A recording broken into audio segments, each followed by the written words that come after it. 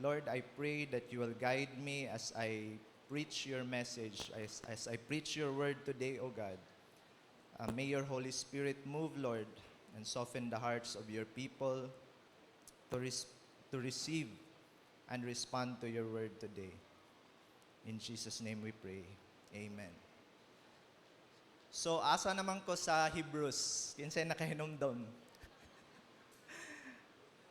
For those of you who are here for the first time or have not been around when I preached um, in this pulpit, during my previous sermons, I have been preaching from the book of Hebrews. And the last time I preached, we studied Hebrews chapter 4, verses 12 to 13.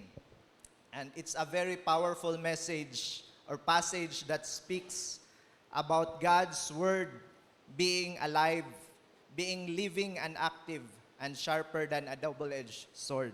So let me just flash that because it will help us connect to our passage today. So remember what Hebrews 4:12 says, "For the word of God is alive and active, sharper than any double-edged sword. It penetrates even to dividing soul and spirit, joints and marrow. It judges the thoughts and attitudes of the heart." So, if you remember, the title of my message was Yield and Wield, because we are to yield to the Word of God, and we are to wield it as a weapon in advancing His kingdom. And in verse 13, it says, "Nothing in all creation is hidden from God's sight. Everything is uncovered and laid bare before the eyes of Him to whom we must give an account." So this means that God sees everything. Tanan nato, thoughts, motives, our desires, even our sins, secret sins. Nothing is hidden from Him. And one day, every one of us will stand before Him and give an account daw. So if you think about that deeply, kung nauna-una ninyo, it's very overwhelming, right? Who among us can stand before such a holy and all-seeing and knowing God? Maulaw ta, ikaulaw ba nato ka na natay nabuhat nga dili maayo nya Christian ta. So but Hebrews does not leave us crushed in fear and guilt. Right after this verse 13, the author gives us hope. We have, ingon ang author, we have a high priest who represents us before God, and that high priest is none other than Jesus Christ. So, just a story as an intro, I recently observed something very relevant to this truth sa atong passage karon during a reunion I attended last June 2025. The event was held in an island dito sa Davao. So we have to cross the sea. The problem was the weather was not good at that time. So the sea was rough, unya dagko ang balod. The interesting part was one of my friends is now a Catholic priest. And as we are about to board the boats, daghan mag-boat, kadto ako mga amigo nga nag-joke ba nga, dirira ko nga boat kay naay pari. Dirira ta sa kay father, na si father diri, safe ta diri. So they felt, na-observe na ako nga, they felt secured because a priest was with them in that boat. So nagtuo sila nga, kung naay priest, so dili, tugtan sa Ginoo nga malunod tong boat. So maraging ana nga kuan ba, and later that night, some of my friends joked that they asked the priest, pray for us and for absolution kay they would be drinking and partying. So, dili sila directly ang mo pray, but through a priest. So that's what I observed, and it made me think, what about us, nga mga born-again Christians? We don't have priests like that. What we have are pastors, Pastor Edgar, Pastor Mai. So are we at a disadvantage? Alkanse ba ta ini? Are we missing something important by not having priests like they do? So, or maybe, some of us here view pastors the way Catholics view their priests. As if we need them, we need our pastors to be safe. Pastor, ikaw ray kuan sa amo dito, pray kay mas powerful ka. To be heard by God. Unya, mas holy ni si pastor kay kuan good, siya akong paampuon. To be covered for or forgiven for our sins. So our passage today in Hebrews 4, verses 4 to 16 assures us that we Christians are not disadvantaged because we are blessed with something infinitely better. Jesus Christ, our great high priest. So verses 14 to 16 are the closing section. So mo na ni last nga mga verses, tulo ka verses 14, 15, 16 sa chapter 4. So mahuman na gid nato ang chapter 4. Unya chapter 5 na din ta sunod and eventually chapter 13 na gid ta sa Hebrews. So last gisugdan ko ni murag 22, I think 2022. So napata sa chapter 4. The title of my message, of my sermon today is, I have a priest, he's in heaven. So, mo na akong gusto ninyo i-speak or i-confess confidently. Let's now read the passage together. Hebrews 4, 14 to 16. 14. Therefore, since we have a great high priest who has ascended into heaven, Jesus, the Son of God, let us hold firmly to the faith we profess.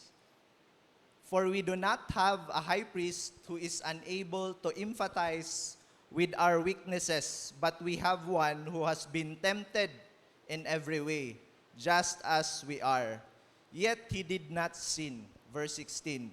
Let us then approach God's throne of grace with confidence, so that we may receive mercy and find grace to help us in our time of need. So, before we go into our three main truths from verses 14 to 16, let me give you a short background of Hebrews to connect us to our passage today. So the letter to the Hebrews was written to Christians who were struggling in their faith. They were Jewish believers who had left behind their old religion to follow Jesus, and because of that, they were facing persecution and rejection and hardship. So some of them were tempted to give up or to drift back to their old ways. So unsa man to ilang old ways, especially the temple rituals and the sacrificial systems with the priests, because they felt safer and more familiar with that. But the author of Hebrews is telling them, and also us today, not to go back. Don't go back. So don't cling to the shadows when you already have the reality, Jesus. Don't settle for temporary when you already have the eternal, si Jesus. Don't turn to the copy when the original has come. So ganahan ba tag imitation? Gusto kita atong original, di ba? Sometimes we do the same. When life gets hard, so maulagi ni katong mga Hebrews, when life gets hard, we look for substitutes. Same po sa ato karon. Something we can see, something we can touch, something we can control, either money, pleasure, or people we depend on to make us feel secure.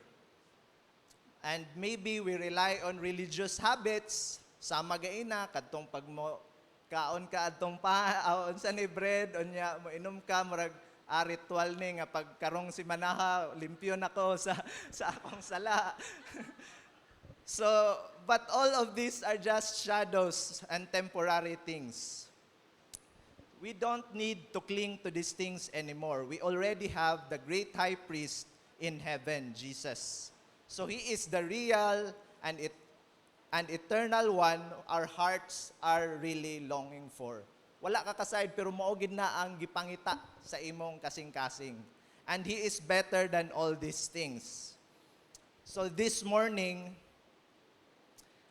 I want us to see from our passage three great and comforting truths about Jesus Christ as our high priest, our great high priest. So these are these truths that will help us persevere in our faith. Will keep us from falling away and will remind us that Jesus is sufficient for all that we need. Amen? Okay, so let's begin with the first point. First truth here is that we have a great high priest, Jesus Christ, the Son of God. So let's unpack that. So ang first dere nga truth is with regard to His person and identity, which gives us confidence to hold on to our faith. So the author of Hebrews begins with a powerful reminder. There is a verse 14, kana naka-underline. Therefore, since we have a great high priest who has ascended into heaven, kinsa daw? Jesus, the Son of God. So mauna, His identity. He is not only a high priest, but He is a great high priest. And He is not only just anyone, He's not an earthly priest, but He is the Son of God Himself. So the author anchors our hope not in a system or not on a ritual and not on earthly priest, but in a person. Si kinsa? Jesus Christ, the Son of God. So, just a background, no? Kaning sa Old Testament, Israel had many priests. Daghan silang priests. The priests were chosen from among men, katong si Aaron o iyang mga descendants from the tribe of Levi. Their role was to represent the people before God by offering sacrifices. So, they had to make sacrifices not only for the people. Kadtong nga mga priest, mag-offer silang sacrifices, dili lang para sa katawhan, pero para pod sa ila, kay makasasala man pod sila. And when they died, kung mamatay sila, kay dili man sila Ginoo, naramay taman ilang kinabuhi, they were replaced by others. So just to give you an idea how important the role of priests are in the Old Testament, let's look at Numbers chapter 18, verses 5 to 7. So God said to Aaron, "You are to be responsible for the care of the sanctuary and the altar, so that my wrath will not fall on the Israelites again. I myself have selected your fellow Levites from among the Israelites as a gift to you, dedicated to the Lord to do the work at the tent of meeting. But only you and your sons may serve as priests." So gipili ra gyud o gilimit in connection with everything at the altar and inside the curtain. I am giving you the service of the priesthood as a gift. Anyone else who comes near the sanctuary is to be put to death. So hadlok kaayo kung dili ka priest, nya mo adto-adto ka, di ka kaduol sa Ginoo ba? Ang pasabot nga basta-basta lang. So that's how sacred and serious gid ang priestly duty sa una. Maunang only priest could enter God's presence on behalf of the people. So to offer sacrifices and to intercede for them. So because of that long, dugay man na nga tradisyon nila, no? And in fact, it's in the Old Testament. Nya ang uban magtuo nga kuan gihapon tong naa dito sa Old Testament. Many still think today that they need a human priest to stand between them and God, to confess their sins or to make them worthy before Him. But the message of Hebrews is clear that that system, priesthood system, had already been fulfilled na completely and perfectly by Jesus Christ. So he's not just, and in verse 14, dili lang siya high priest. Kay ang term sa Old Testament, high priest man tong makasulod ra dito sa Holy of Holies. Refers siya sa author, the author refers to Jesus as the great high priest. So only the priest could enter the Holy of Holies once a year to offer atonement. Yet Jesus made the perfect atonement. Kan Jesus ang perfect atonement with His own blood. Katong gi-emphasize ni Pastor Ed gaina nga ang pasabot adto, signed, the new covenant signed by His blood. So, mao to ang perfect nga naanata karon sa new covenant because of the blood of Jesus. That's why He is called the great high priest, as He is greater than all the priests who came before Him. So the priests in the Old Testaments were only shadows and types. Kuan lang to, picture lang to sila, or example or types ba. But Jesus is the reality. He is the perfect mediator between God and humanity. And this truth, kani nga kamatuoran, really matters for us. Importante gyud nga masabtan ni nato kay usahay naapay residue ba, naay mga nabilin vestiges or residue of belief in that kind of tradition. Because when we sin, when we fail, which we do at times, when we feel unworthy to come before a holy God, we have someone who stands for us. Not just anyone, but the Son of God Himself. Amen? And unlike other priests, He is both fully human pod and fully God. So no one could better represent kung fully man ka, makarepresent ka fully sa imong kalahi pod nga human nature. And God pod siya, ma-reveal pod niya, ma-represent pod niya ang Ginoo dito sa mga katawhan. Amen? So imagine that sample, illustration. Imagine that you are being accused of a crime in court. Kibali, gikasuhan ka graft and corruption tungod sa imong involvement sa flood control project. So you feel nervous, helpless ka, and you are afraid that you might be found guilty.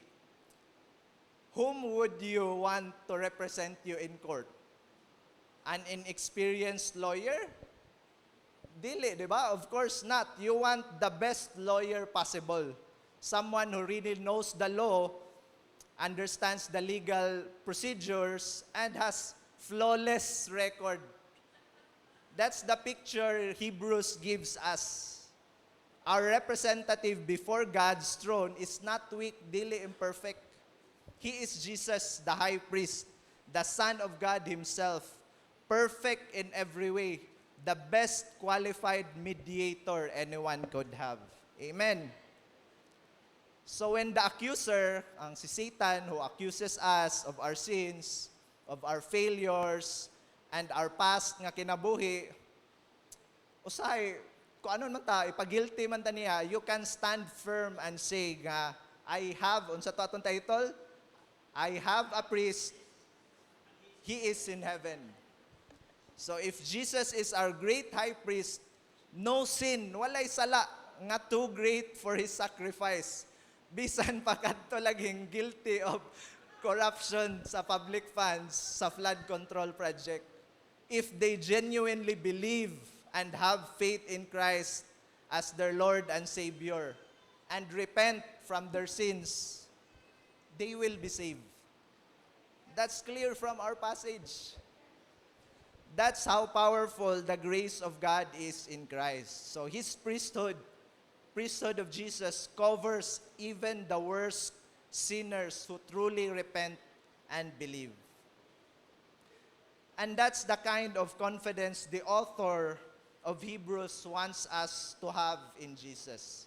So, Unta na, confident pod ta nga makaingon gyud, although dili ta Katoliko, moingon ta we have a priest and he's in heaven. Let's now move on to the second great and comforting truth about Jesus as our great high priest.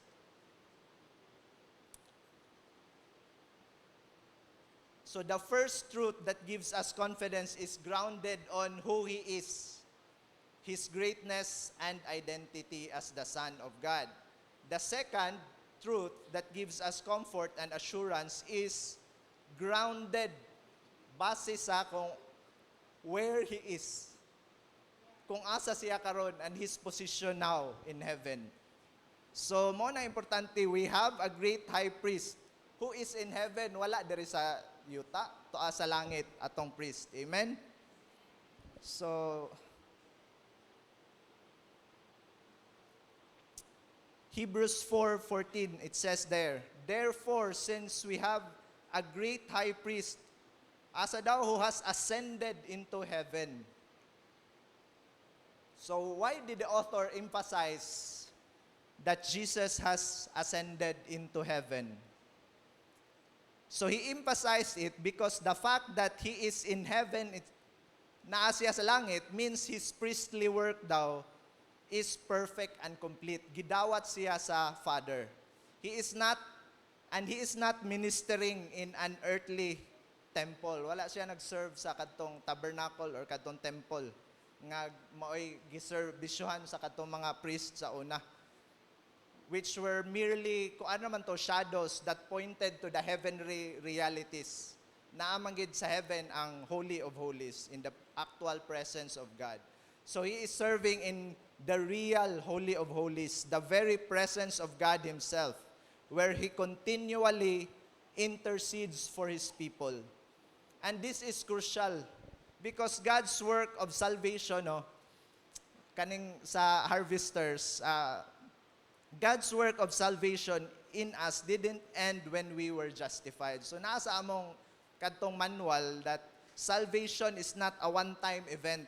It's continuing work of God in our lives. And naagalig ingon dito three stages or aspects of salvation. Kadtong justification, when we were saved, gisaved ta sa penalty sa atong sala, gihimo ta nga matarong or made righteous before God, mao na atong justification kadtong nituo ta sa iya og nagsugod sa atong life of repentance.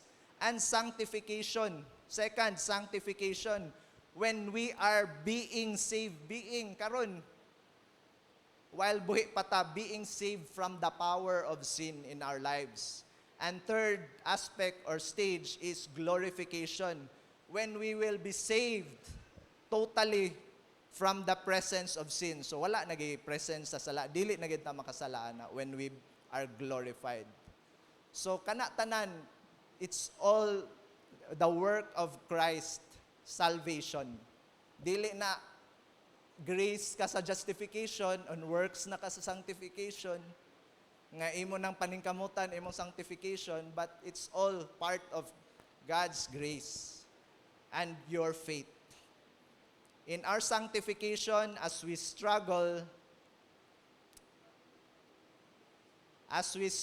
with sin and weakness, we desperately need someone who intercedes for us before God. So ako, napod ko gipang-agian nga mga struggle sa sala nga gusto na ko biyaan. And kung desperate na gid ka, kay di na gid nimo kaya, di ba, manangpit or manawag gid kag someone who can really help you or intercede for you. And that's exactly what Jesus does for us now as our great high priest. So, just a statement, if Jesus were not in heaven interceding for us, we could never endure or persevere in this journey of faith. But because He is there, He is in heaven, our salvation is secure and our sanctification is sustained. Amen?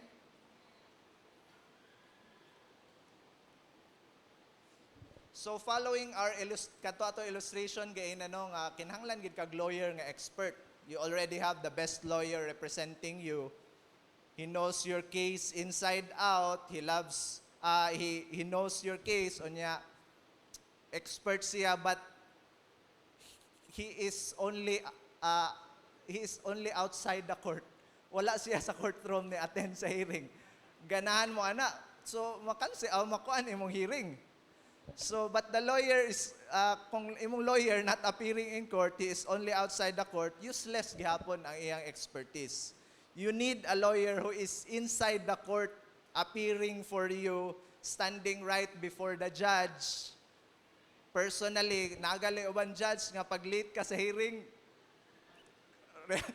cancel ang hearing, reset. So, you need a lawyer who is not only an expert, but also someone who really attends your hearing, na dito sa courtroom. And that's exactly what Hebrews tells us. Jesus isn't just our high priest by title, He's actively ministering for us in heaven, sa very place kung asa siya ga-intercede to the Father. Amen? So He's in the very throne room of God, not far away, not waiting for our call. He's there interceding for us.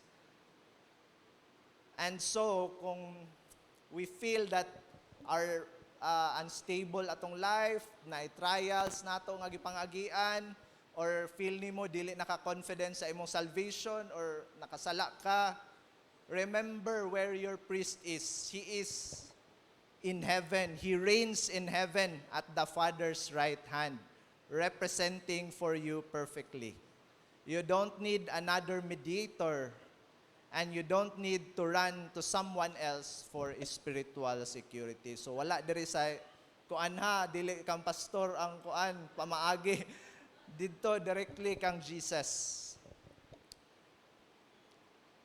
So far, we have seen that we have a great high priest, Jesus Christ, the Son of God, and that He is in heaven representing us before the Father. That truth gives us security and confidence. So, but here's the next comforting truth. Ang third truth nato, not only is Jesus exalted in heaven, He is also able to stoop down to us in our weaknesses. He is not so far above us that He cannot relate to us. Kaya tuan na lagi siya sa langit, mag-ingon ng uban, wala na siya pakialam sa ato, diri sa yuta. And dili siya makarelate sa ato. And that leads us to the third truth about Jesus as our great high priest. So unsa man, we have a great high priest who is able to sympathize with us in our weaknesses. So, ang basis diri is His compassion. Ang una, His identity. Ang ikaduha, His position. Ang ikatulo, ang iyang compassion.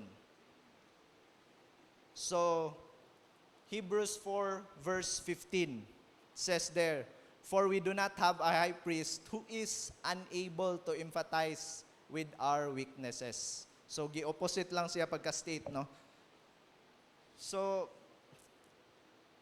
let me ask you, have you tried opening up? Nakaistorya na ba ka to someone who, about your struggles or sa imong mga problema, and only to feel like dili sila makarelate sa imo? Or maybe nakay financial problems, onya gusto ka i-share nimo sa iya, pero giingnan ra ka, tarong lang na imong budget lang nagtarong imong kwarta, or heartbroken ka, nakigistoryahan, and they just say nga, move on lang, move on na lang na, ayon, kalimti na lang to siya. So it's frustrating when someone listens but can't relate. Kana bitaw naniminaw sa imo pero dili makarelate sa imong situation, doesn't really understand what you feel or know or what you think. So istorya lang, there's this married couple having dinner at a restaurant. Naay kaning magtiayon, nadto sila restaurant, nangaon sila, nag-date sila. So the husband asked, "What do you want to eat?" Unsay imong gusto ganahan kanon? So the wife says, "It's okay, I'll just have whatever you're having." Sige, unsay imong ganahan, order lang. So the husband goes to the counter and orders fried chicken, and that's what he wanted to eat. So when the food came sa table, The wife frowned, nagmugot, and said, "Ngano ka na man imong gi-order?" The husband replied, "Di ba niingon ka nga, kanang pwede ra ko mo-order ko sa akong kuan?" And the wife said, "Oh, niingon ko, pero di ako niingon nga fried chicken." So, sa balay pod, husband na pod og wife, the husband noticed nga, hilo man kay unusually silent ang iyang wife. So, something is wrong. So, he asked, unsay problema di ay? What's wrong? So, niana siya, wala man. Wala. Tapos pagkataon-taon, bundak-bundak naman dito ba? So, nag-uol na ang kuan. Siyempre, iya, gingi, kuan ba nga, unsa may problema? Gipangutanan niya po niya, so, unsa may problema lagi? And the wife said, mo na problema nimo, wala ka kasayad sa problema. So even our spouses or those closest to us, the people who should know us best, don't always understand what's really going on inside. So dili mo na makatagna imong bana sa imong gusto kanon. Wala pa po siya kasayad on sa imong gusto, on sa problema ninyo. So but Jesus does. Tungod kay he is able to empathize kung unsa gay atong giagian. So our high priest is not distant, he is not cold or detached from this world. Niani siya, he entered our world, he knew hunger, thirst, exhaustion, betrayal, grief, and temptation. Pero ang kalahian, he did not sin. That means, when you come to him in our weakness, he doesn't dismiss us, dili ta niya condemn or itaboy ba. He says, he will say to us, I know what it feels like. Kay balo ko, unsa na imong giagian. And I've been there and I'm here for you. That's the comfort Hebrews gives us. Our priest not only represents us before God, he also walks with us in our struggles because he truly understands. Amen? So, clarification lang, now when the writer says Jesus was tempted in every way, that doesn't mean nga na-experience niya tanan temptation. He did not experience specific temptations peculiar to women, kay lalaki ba siya? And to married couple, kay wala ba siya na naminyo? Because he was not a woman or he was not married. But he did experience the full force of what it means to be tempted. Full force. His experience of temptation supersedes us. Mas labaw pagid sa ato. Kaya nga naman, because he did not sin. Wala gid siya kasala. So, ningon si C.S. Lewis, only those who try to resist temptation know how strong it is.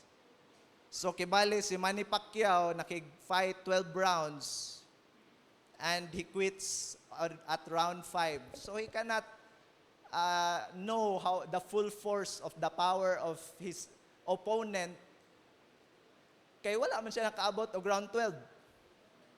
In the same way, a person who gives in to temptation after 5 minutes, mubura kayo, 5 minutes, doesn't know, wala ka kasayad how strong that temptation is, unsa nga struggle imong agian ba, if how it would feel an hour later or a day later or pila ka kuan. But Jesus never yielded. So, imagine na si Jesus, niagitan sa iyang temptation nga gipang-agian, he went all the way. Wala gid siya ni yield or ni give in to that temptation. That's why he understands kung naay nakahibalo daw unsa ng temptation, it's him. He understands temptation more than anyone else.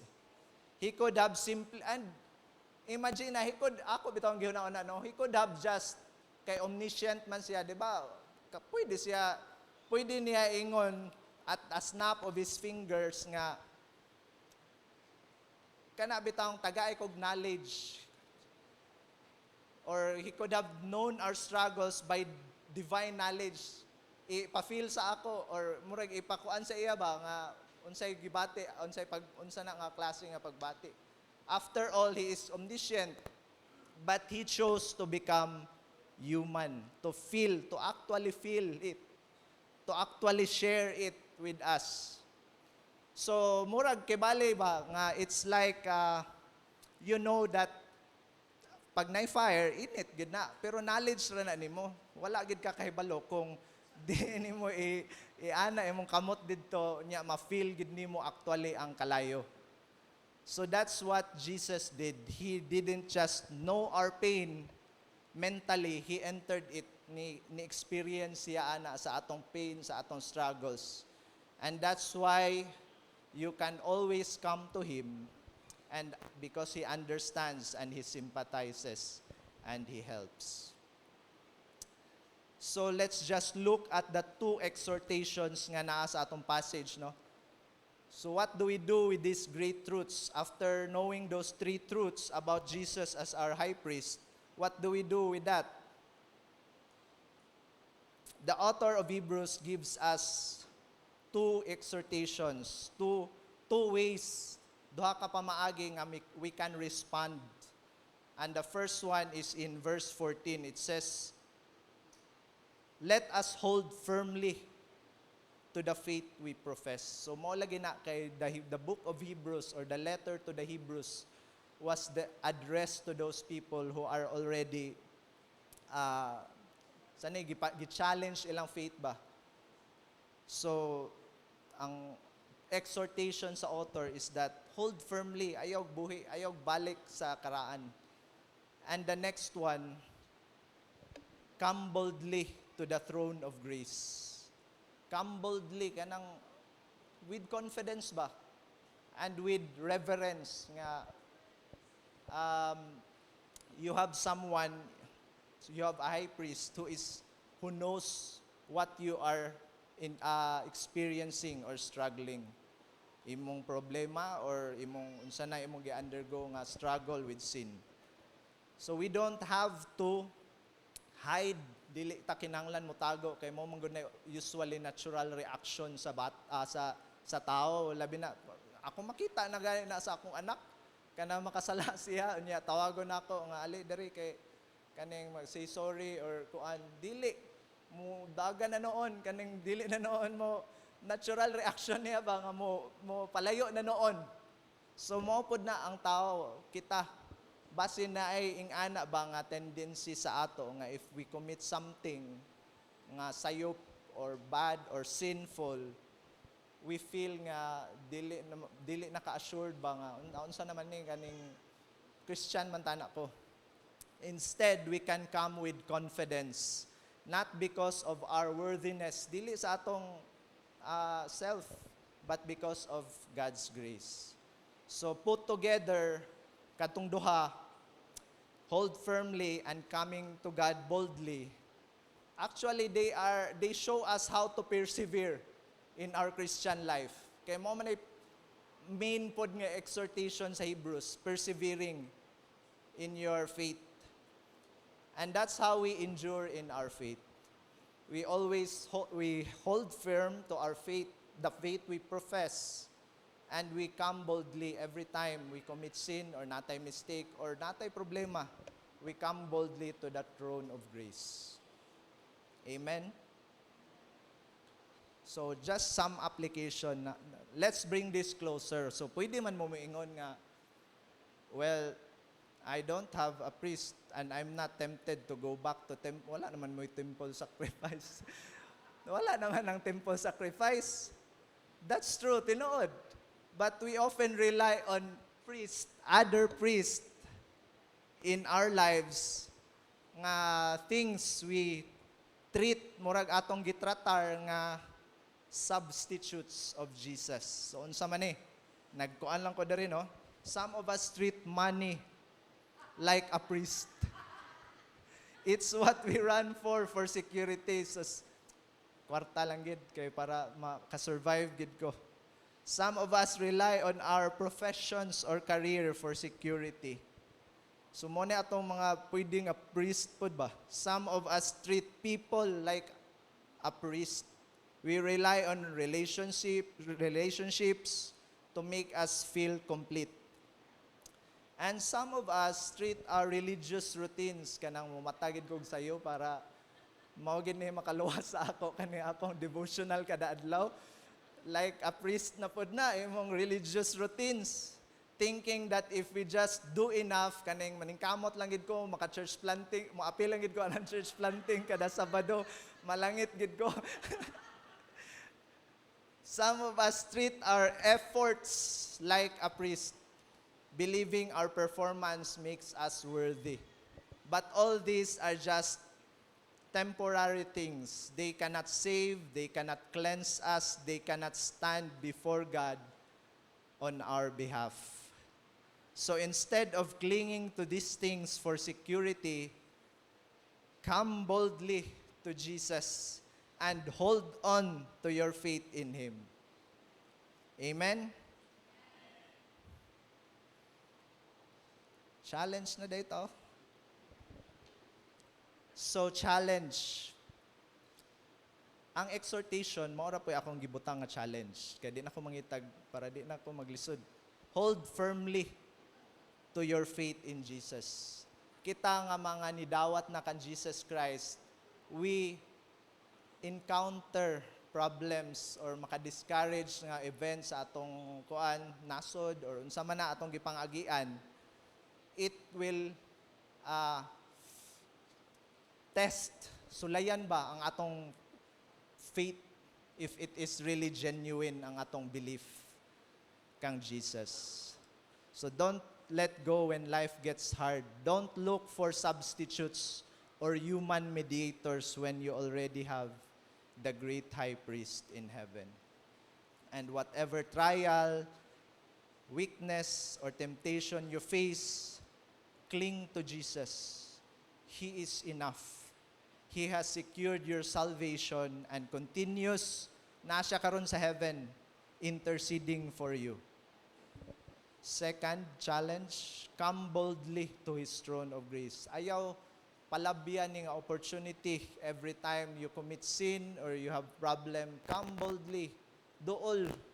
Ayaw kaulaw ba? You don't need to hide from God when you fail. Because of Jesus, the throne that once meant judgment ba na nga throne has become a throne of grace daw. We receive something, grace, that we do not deserve. So come with confidence. Bring your burdens, daday mo mga kasakit, your sins, your struggles, and you will find grace to help you in your time of need.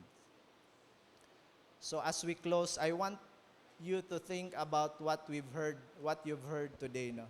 We have a great high priest, Jesus Christ, the Son of God, who is in heaven and who understands every weaknesses, every fear, and every struggle of our hearts. And if you are here today and you have not yet placed your faith, wala pa nimo gisalig kang Jesus ang tanan, He invites you to come. You don't need an earthly priest. Dili na ta kinahanglan og earthly priest or ritual or something that is the substitute of Jesus. For He is better and He is sufficient. So He has already offered the perfect sacrifice for your sins. And He now stands in heaven ready to forgive, to cleanse, and to make you new. So come boldly to the throne of grace because that's where you'll find mercy and help in times of need. And don't delay. Come to Him today. For those who are already believers but are growing weary, gikapoy ka, remember this. I would like to encourage you with this. You have a great high priest. Same encouragement. You have a great high priest who never lets go of you. So hold fast, hold firmly to your faith.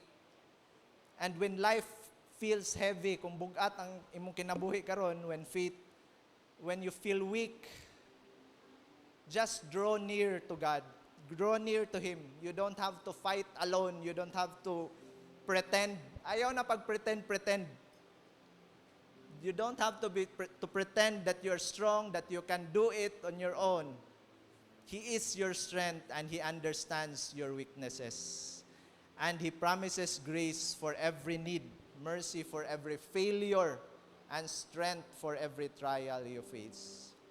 So today, whether you are coming to Jesus for the first time, wa pa ka kaduol gid or kadawat kan Jesus, or coming back to Jesus to draw strength again, come boldly.